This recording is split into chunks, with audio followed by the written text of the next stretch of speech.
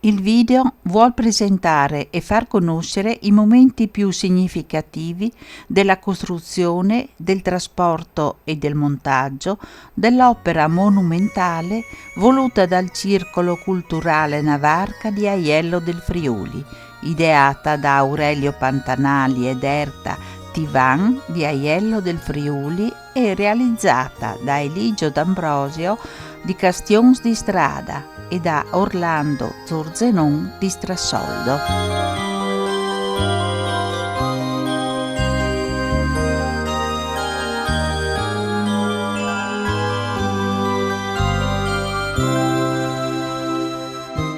L'opera è stata concepita per segnare l'inizio del Cammino Celeste, un pellegrinaggio definito celeste perché dedicato a Maria e unisce luoghi di antica devozione mariana.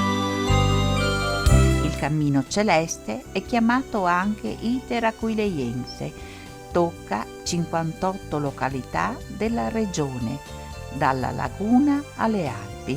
Partendo dall'isola di Barbana, attraversa la laguna ed Aquileia, la pianura friulana, i dolci pendii della collina e i sempre mutevoli paesaggi delle Prealpi, fino alle Alpi Giulie, e nell'incantevole scenario del Monte Lussari terminerà il pellegrinaggio. Qui è stata posta la pietra scolpita da Eligio in occasione del Giubileo del 15 agosto 2010.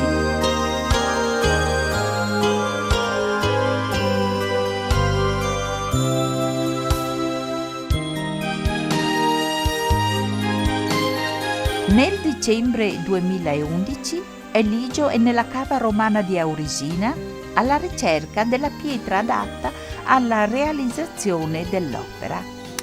Eligio modella i due massi per dare la forma dello scafo e della vela. Sulla vela, da un lato, è scolpita la grande croce patriarcale e il simbolo del cammino celeste, il pesce. Sulla testata le date ricordano il 150° anniversario dell'incoronazione della Madonna e il simbolo dell'ordine francescano. Sull'altro lato, nella pietra grezza, Eligio delimita e ricava la nicchia dove verrà inserito successivamente il mosaico raffigurante la Madonna.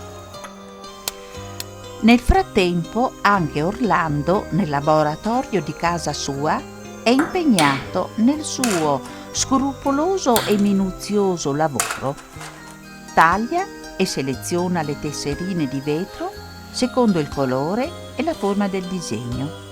Pazientemente le incolla una ad una sul disegno eseguito sul foglio di cartone con la tecnica a rovescio.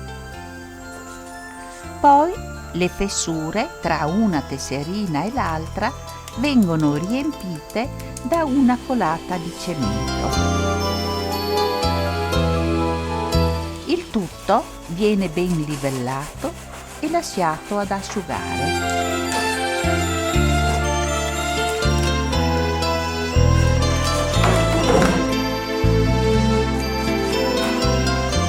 Staccato il foglio, il mosaico viene meticolosamente lavato con abbondante acqua. Il bel mosaico raffigurante la Madonna con il bambino è perfettamente riuscito.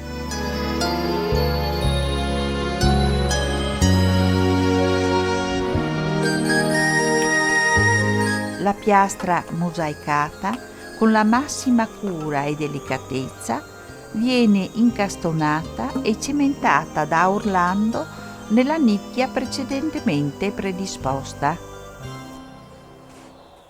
Ora la barca è pronta per il trasporto. Sono le ore 16:30 del 9 ottobre 2012 ed inizia il lavoro, sempre delicato, per caricare sul grosso camion i vari pezzi che vengono imbragati da larghe e robuste fasce e dissati molto lentamente sotto lo sguardo vigile del signor Carlo Bordignon, che maneggia con competenza e disinvoltura i comandi della gru.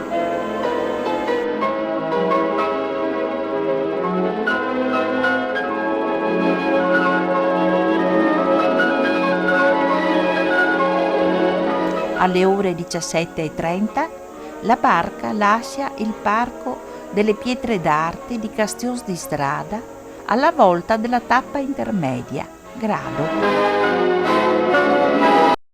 Alle prime luci del mattino del 10 ottobre 2012 arriva la chiatta Galea della ditta Colussi.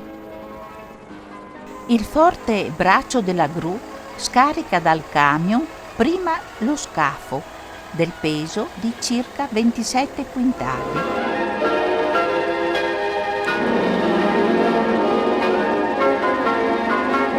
Poi è la volta della vela del peso di 18 quintali, sempre sotto lo sguardo vigile e attento dei presenti, che seguono con il cuore in gola i vari spostamenti.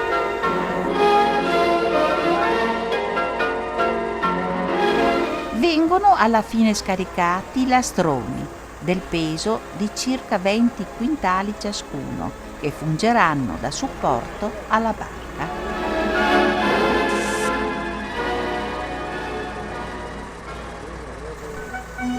Ora il pesante e prezioso carico di circa 80 quintali è sistemato.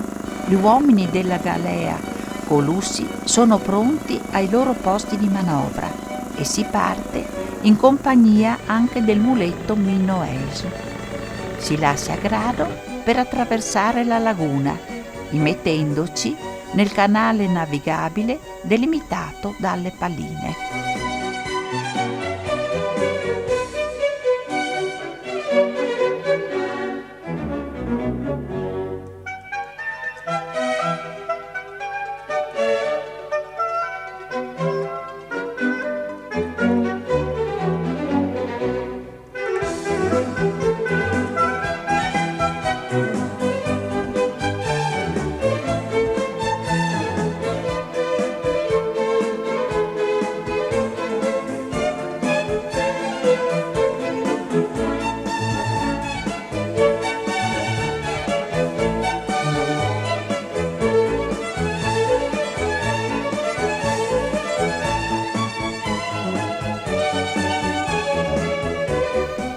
Dal mare è giunto Marco, l'Evangelista, narra la leggenda, e dal mare comincia il cammino, dall'acqua alla terra, dal lontano al vicino, ora qui.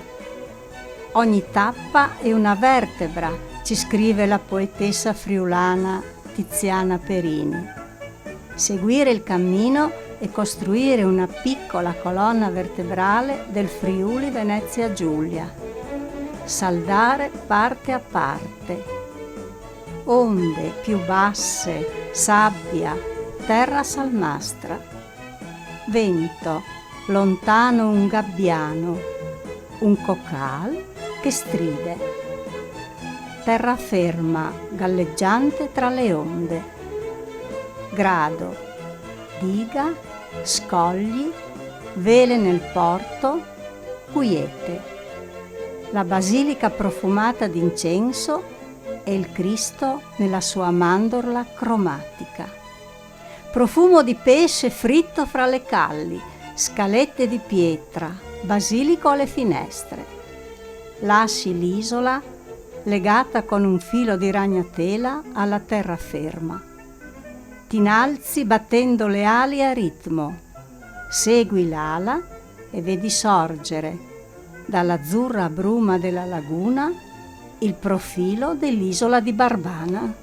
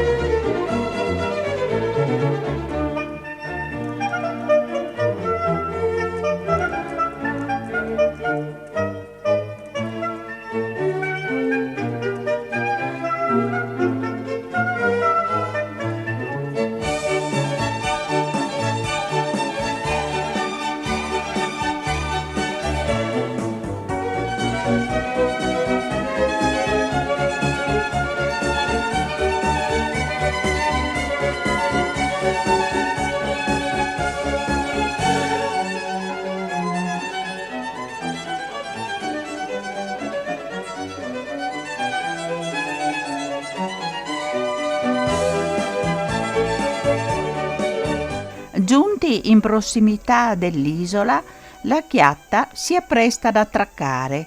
Con un'abile manovra del conducente entra nel piccolo porticciolo per fermarsi prospiciente alla riva. Sono le ore 9 del 10 ottobre.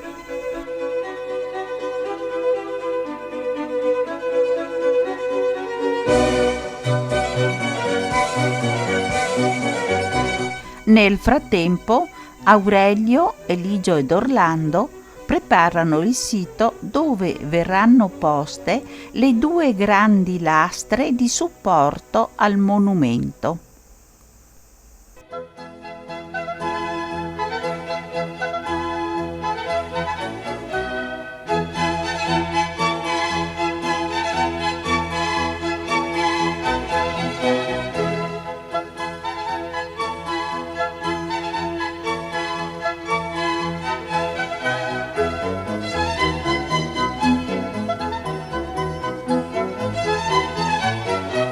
Ora il lavoro più pesante tocca alla piccola ma poderosa gru semovente.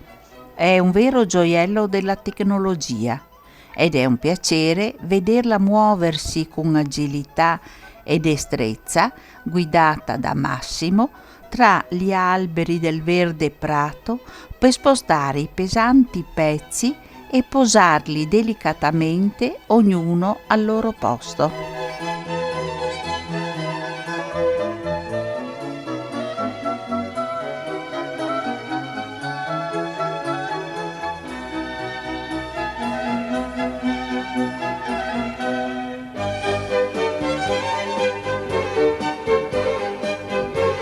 La collocazione del monumento a pochi passi dal porticciolo sulla sponda ovest dell'isola è stata concordata con la comunità dei frati minori francescani custodi del santuario di Barbana.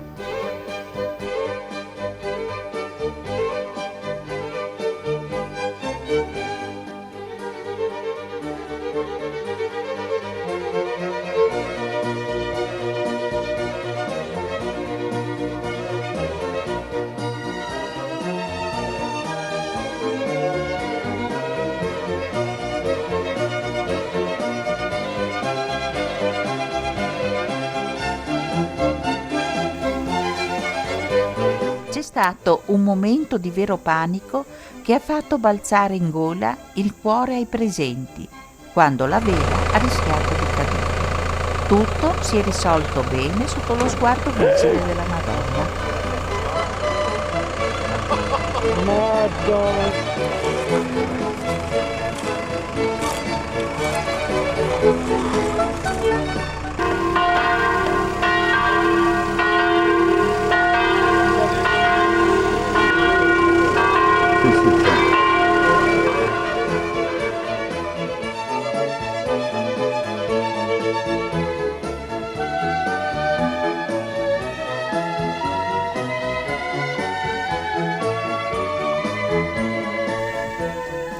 Chi guarda l'opera bella e pronta non si rende conto del complesso lavoro che sta dietro la realizzazione dell'opera stessa, poiché tante sono non solo le fatiche fisiche, ma anche le preoccupazioni, le ansie, gli affanni che tutti gli operatori devono sopportare. Di grande aiuto per tutti è Aurelio con il suo entusiasmo trascinante, con la sua abilità di organizzatore e coordinatore. E ora, al lavoro ultimato, si può tirare un grosso sospiro di sollievo e di soddisfazione.